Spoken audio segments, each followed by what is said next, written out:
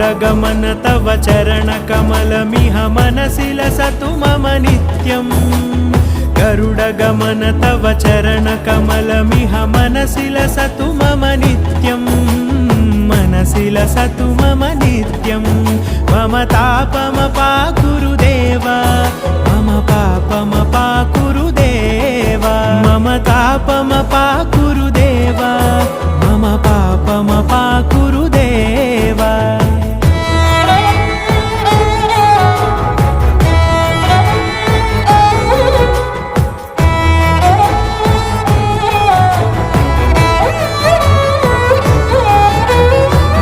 जनयन विधि नमुचिहरण मुख विबुध विनुत पद पद्मा